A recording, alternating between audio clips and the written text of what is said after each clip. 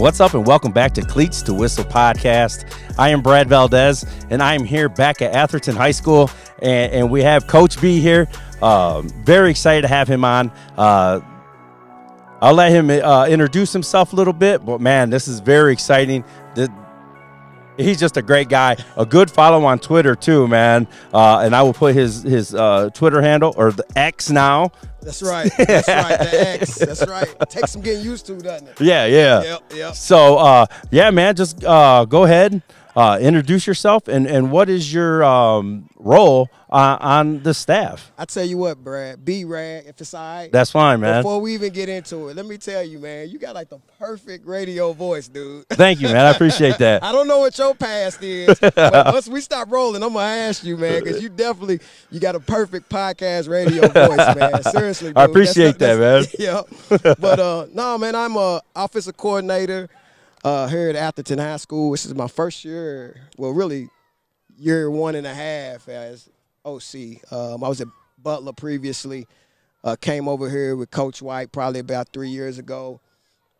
First season, helped out coaching quarterbacks, kind of as a co-coordinator at the time. Coach White was really running his own offense. Switched to defense, was defensive coordinator last year. Okay. And then moved back to the offensive side of the ball. Coach White, he wanted to get more as to being a CEO of the program. Yeah, I got you. And he wanted a guy that he can trust to run the helm of his offense. So that's kind of what I do now, man. Okay. Yeah. And what is your official name? Is it Coach B? So my official name is Bryson Johnson. That's my name. You see me on the streets, in the office, or wherever, that's my name, Bryson Johnson. But in the football community, I go back Coach B's. I know there's a few Coach B's out there, but right. I'm the Coach B. No offense to any of y'all other Coach B's out there. No offense, man. Okay, and we all have that past, man. We all have those guys that bring us up, man. Yep. And you probably have a gread group of guys, man. Go ahead and shout them out, man. Man, I appreciate that, man. First and foremost, all glory to God, my Lord and Savior, the head of my life, even when I don't act like it. Then my father, man. I'm probably a spitting image of my father for the most part, man. It's the braids, and I used to say minus the pounds, but I think I done caught him on the LBs. I done caught him on the LBs, man. And then my pastor, man, he's like a brother to me. Pastor Edward Griffin, the Way Christian Church, my big brother, Terrence Woods. It's just been so many men, positive male figures around me that have kind of molded and shaped me into the individual I am now. Love it, man. Yeah. Love it, man. So shout out to you guys, man. That's a huge shout out, man. But yeah, we're gonna get right into it now. And did you grow up in Kentucky? All my life, with the exception of about 4 years in the military, in the Navy. So I grew up in the West End of Louisville, in the most poverty-stricken zip code that there probably still is, in 40210. I lived on 21st and Date, big yellow house right around the corner from Victory Park. I was in between Victory Park and California Park, for those who's familiar with the West End of Louisville. Spent the majority of my life there until about my freshman year of high school. We moved away and moved into the South Central neighborhood over off Algonquin Parkway. Okay. Yep. Okay. Yep. Yeah, I'm not from here, man. I'm actually from Michigan, born in Ohio, man. So okay, so you know football. Yeah, man. I ain't gonna front you, dog. I love it, man. This game is something I love, and you're passionate about it, man. And I already see. Just seeing you, and you know the beautiful thing is when I coach, or when I'm not coaching, I watch coaches on the sideline, man. Your guys' brotherhood is amazing on the sideline, man. Coach White, he come up to you, man. He'll just get in your face and be like, "What's up, man? What's going on, man? What we doing here?" You know? You've seen it. Yeah. You've seen it a few times. if it ain't usually that polite, but it's like, but that's what it is. And it's a brotherhood, man. And I love your culture around here, man. It's just great. Yeah. No, you hit it dead on the head. It's tough love and accountability.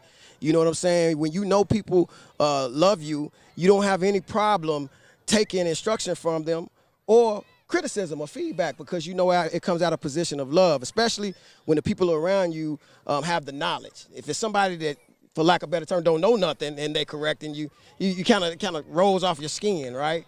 But in this culture, man, our staff, we're surrounded with a lot of guys that know ball and that have played ball. And so we have healthy conflict, just like big brothers, little brothers do. But at the end of the day, it's all love. We all come together, and we know afterwards, at the heat of the battle, it's all love. and I have a story too, because when I first came and interviewed Coach White, man, you guys had a ruckus office. Boy, I was like, dude, I walked in there, I was like, oh, these dudes are tight, man. They're tight. But man, let's get back into you, man. Did you play Little League football? I did. I played for the Muhammad Ali Jets. I thought I bounced around, but now that I think about it, I didn't. I played like a year Pee-wee and a year junior ball, and then I took off like the second year, and I came back and finished my last senior year with the Muhammad Ali League Jets. Really? Yep. Did you guys win anything? California Park? No, them dang on Lobos. Oh, they got you? Oh, man, almost every time I went to – it used to be at old Cardinal Stadium. We used to play on that hard turf, and it'll be the Muhammad Ali League versus the Optimus League, the winner of each for the city championship. And, you know, my years, it was always us and the Lobos, and they would get us every time, man. Shit. Yeah, every time. Man. Now, what is there a certain number that you wore? Did it have a meaning to you? So, in youth league, I wore 40. Then I played a little line. I really don't remember all the numbers I had in youth ball. But 59 in high school, that was my football number. That's in my Twitter X handle. That's where the 59 comes from. Okay. So I was a huge London Fletcher fan, man. .com, always online. I played middle linebacker, and that was me, man. I tried to be online. I followed dude from – I'm a Bills fan, but I followed him from the Redskins to the Bills, obviously. You know, and even when he was with the Rams, that's really when I caught on to him. I used to love him, man. It was always London Fletcher, and don't kill me for this, y'all football junkies, especially from Ohio. It was London Fletcher over Ray Lewis for me all day, man. Hey, they both dogs, man. They dogs. But Ray's probably a little bit. I agree. I can't argue that. Man. Yeah. And your favorite memory playing football? Ooh, playing football. What's so crazy? I'm to the age now where I have more memories coaching football, yes, sir, than I do playing football.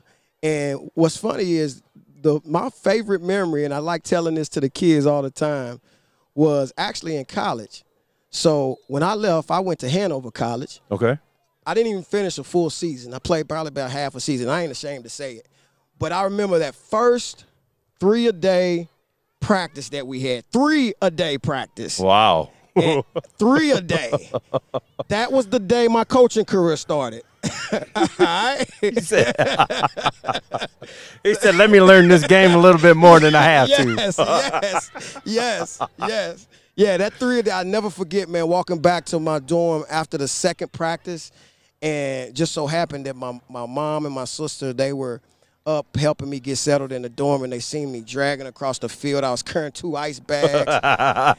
And it was like, good God, they were almost in tears for me. I was like, I just remember it like yesterday, man. That's my favorite memory. I tell the story to the kids all the time, man. So, hey, if you ever feel like you love this game, love it enough to where you can go start all over, do 3-a-days, move down to the bottom of the depth chart again, and continue to play it. And you know, it resonates. Hey, I got to respect it. I never went through a 3-day, but back in Michigan, we had hell of 2 days in high school. I never played college ball, which me being a knucklehead and me trying to get back to these kids saying, hey, man, they're, you know, stay in them books, stay in them studies, man, because that's what you're going to need. You actually took that. And did you graduate from college, though? I did. Well, not in that first stint from Hanover. Right. I just like everybody, man, I got it right into the workforce, so I went into the Navy. Had kids at a young age. Oh, there you go. Had 2 kids, so I had to start making some money, man.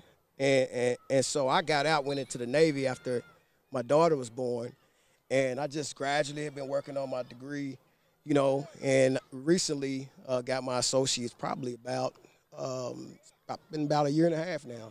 There you go. Well, congratulations, man. I appreciate it. That's a step, man. That's awesome, man. I wish you know what I mean? I always said I want to get into coaching, you know what I mean? Because there was a time I moved to Texas for like 10 months, man. And they were like, well, you need to get back into school because you need a degree. Yeah. You know, a bachelor's an associate's to coach down there.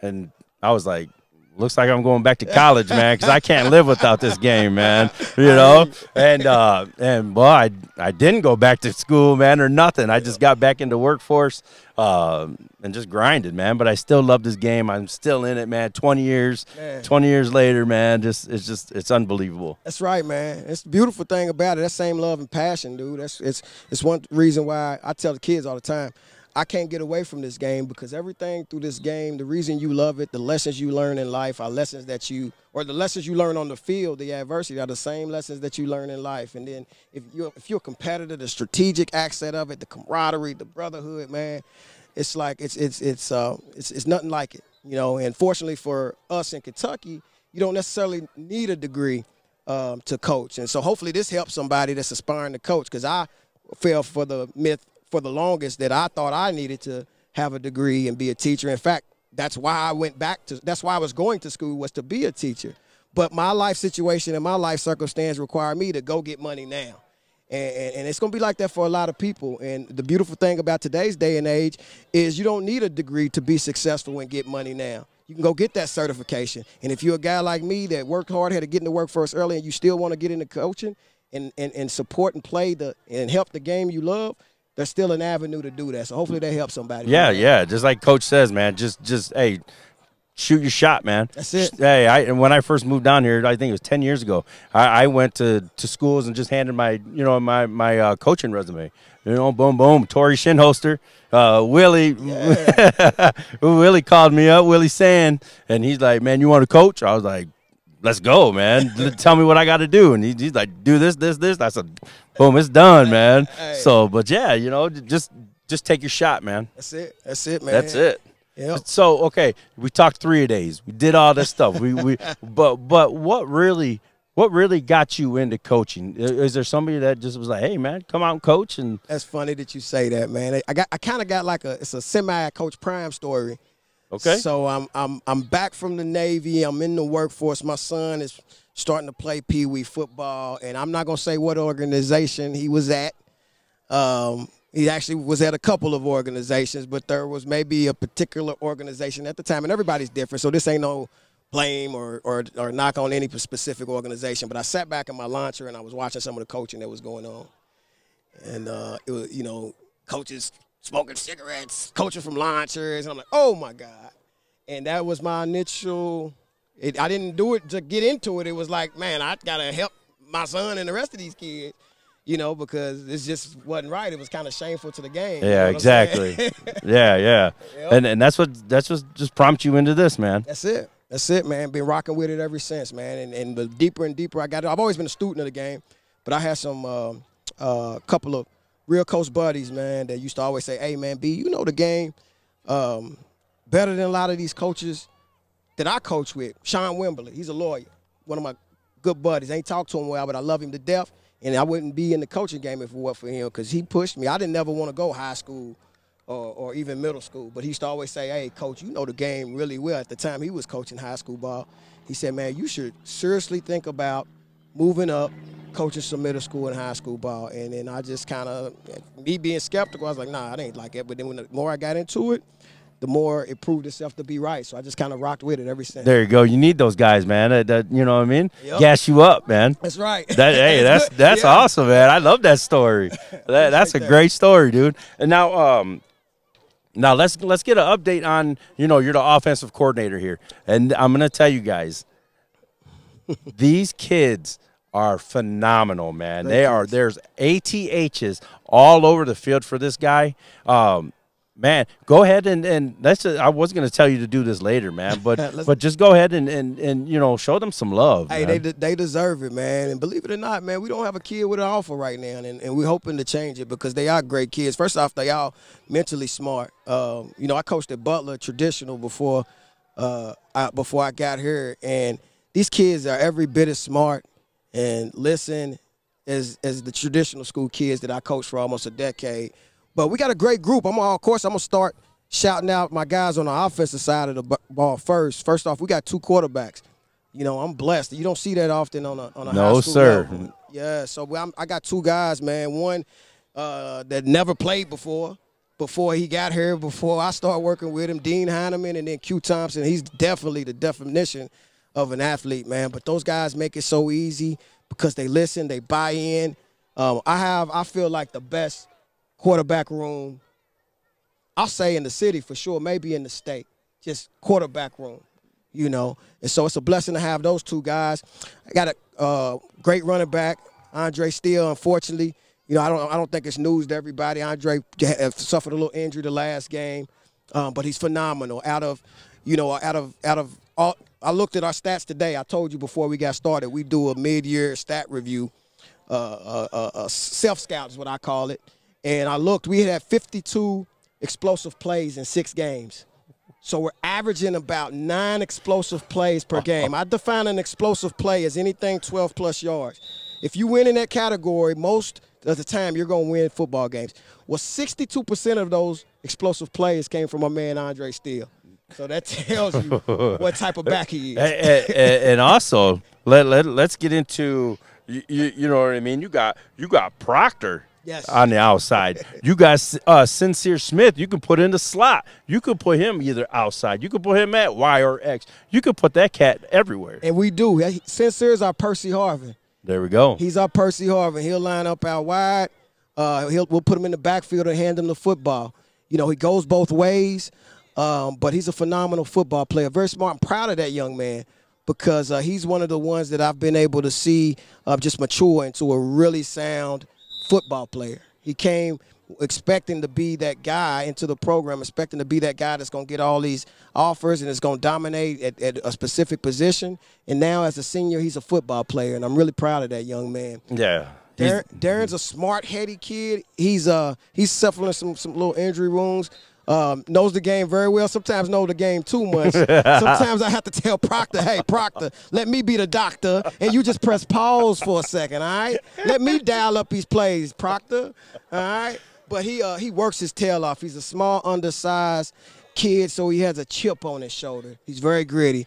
Yante Walker, man, he's another one, athlete, tight end, H-back, who just started playing football a couple years ago, but he does it all, man, and he's picking up so fast. Extremely proud of that young man. Probably the strongest kid that we have on the team. Jeremiah Parker just got back. He's a big tight end you ain't seen a lot of, but I guarantee you by the end of the season you'll know his name. Yeah, there we go. I guarantee you. There we go, man. Like I said, he just told you explosive plays are there. I came to the Doss game. Doss game, hey, you know, they're 0-6 right now, but that first quarter and a half, man, they were giving it to you guys. They came hard, man. That's the crazy thing. I went to Coach White, and I actually said this, you know, we scrimmaged Male during off season.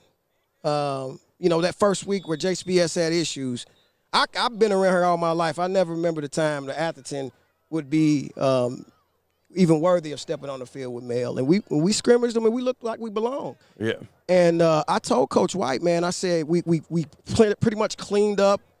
I won't say cleaned up. We didn't win every 7-on-7 we had, but we were damn near won every 7-on-7 we had. We were released in the semis on the quarter. So I don't say that to brag. I say that to say I told Coach White, and Coach White told the team, and really all of us collectively, we knew the Big A ain't going to surprise nobody no more. People are going to start circling us on their calendar. So we're going to get everybody's best shot. I ain't trying to sound like Calipari, but it's the truth. Yeah. You know? Well, hey, you guys, proof is in the pudding, man. That's right. 5-1, should have won KCD, should have won that game. You know what I mean? A lot of things, but that's football. Yeah. You know what I mean? So I respect the hell out of this staff and this team because you do. You're physical, and last week you guys were down. Mm-hmm. Boom. Here comes this offense, man. Hey, how many points was it? 17 unanswered? 20-3. Yeah, 17. It was 24-14 going to halftime. Final score was 34-24, or 21-14 going in. So yeah, 17. Yeah. Yeah, and it was a great team effort. Like I said, I've coached probably on a high school level for almost 10 years now, and that ranks right up there as one of the best team wins that we had. I was proud because we didn't get down. We came from behind. Offense had to make plays in order for us to win it. We had to take a drive from the 11-yard line up the field, punch it in with 3 minutes left. And then we had to come back and hold them. And special teams had a big return in there. So I'm really proud of the effort we had versus Oldham County. That was really that win that said, hey, maybe that was the proof that we matured from that KCD loss that you referenced. I came out of that telling Coach, this is a sign that we're not quite mature enough yet. But I challenge the guys the next time when we get in a tight moment, how will we respond? That was it last Friday. We got in a tight moment, and we respond with the adversity with a workman's-like mentality, and I'm really proud of our guys for last week. There you go. We are here, the Big A Factory. Know a guy when you see one. That's that right. is, hey, these guys. Certified hell raisers. Right? Hell yeah, man. We arrive, we raise hell, we leave. All right, we embody that. Hey, that is awesome. We know your bond, your brotherhood on this staff, man. We know Coach White, man. He's just a great dude, man. You got, outside of hobbies, man. You know what I mean? Like, no, let's talk stress. Because everybody, you know what I mean? Yes. As a player, you have stress. Coach, you have stress. How do you deal with that, man? That's tough, man. Nothing but God. I'll be honest with you, and I'll be transparent. There's healthy ways, and there's unhealthy ways. Every now and then you'll slip up and deal with it in unhealthy ways, and you find yourself, the grace of God allows you to say, nah, this ain't right. But it's about that time of the year, man. You're halfway through the season. 90% of the coaches on the staff don't work inside the building. They may be like me and have jobs outside. On top of that, you are still expecting to win at a high level, prepare the kids. We don't want to be the reason that our kids lose. So we do everything in our power, in our off time, put countless time and minutes to make sure our teams are mentally and physically prepared. Sometimes it takes its toll on your family. A lot of times it takes your time on your family, and most of us have wives. But the main thing I try to do, man, is try to always balance things. All right, I try. Sometimes you get in situations where, when it's almost like a juggling act. When you're juggling, you can't hold on for one thing too long or you're going to drop the other thing. You know what I'm saying? So I try to give my time out proportionally. Of course, I still have an employer that pays the majority of my bills. I got to make sure that I have laser-like focus and I prioritize it. So you got to have priorities. You got to be efficient. You know what I'm saying? And you got to find ways to work smarter and not harder. Then the key is also to get in a routine early in the season. Because once you set the work up front to get your routine together during the season, a lot of stuff will just fall right into place. We got a method to scouting. We got a method to drawing up plays. We got a method to grading films. It's teamwork, roles and responsibilities on both sides of the ball. And so that's kind of what we do to kind of limit the stress. But when it does get stressful, you can't do nothing but just pray, thank God, and try to just separate yourself and just remind yourself of why we're here. All right, and you can't do the things you want to do. You can't serve the people you love without taking care of you first. So you got to do that first and foremost whenever that stress gets tough. This has been a phenomenal podcast. It is 23 minutes long right now, but I don't care. This is absolutely phenomenal. This is great stuff in this podcast. And now let's get to hobbies, man. Sometimes you got to get away. But what's some of your hobbies, man? Football. No, no, I golf. I golf when I can. I try to get out and golf when I'm not doing football with my family. During the off season, I try to golf. I suck at it, but that's what I do. And it's therapeutic to me. Really, that's it, man. I also, I have some passive income in the pearls. I do screen printing. That's not so much of a hobby, but I do enjoy it. I do enjoy the artistic form, designing things for schools, athletic clubs, and that sort of thing. So really, I'm kind of boring. I really am like an Andy Reid type of dude. My hobby is football. All I do is watch football plays, all levels, all day, all week, and then golf and hang out with my family. There we go, man. Okay, and now I asked this to all the coaches, man.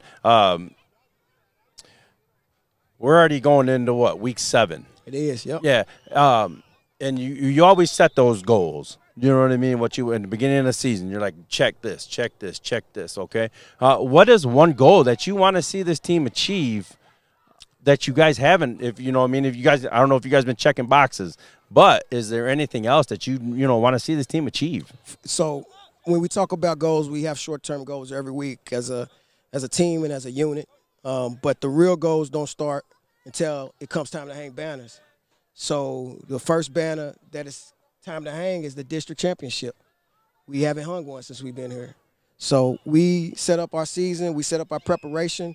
We don't play other teams during the year, during the non-district games. And what I mean by that ain't no disrespect to other clubs, but we're preparing ourselves so that by the time we hit district play, we are our best versions of ourselves. So that's the number one goal, putting the district banner up. Number 2 goal is putting the regional banner up. Number 3 goal is putting the state championship banner up. There you go. Game 15, man. Game 15. Practice on Thanksgiving, B-Ray. Hey, that's what we want. I've never done it here, and, man, that would be such a great feeling, man. I hope you get it this year, man. I'm pulling for you guys. Appreciate it. But, man, this has been a phenomenal episode, man.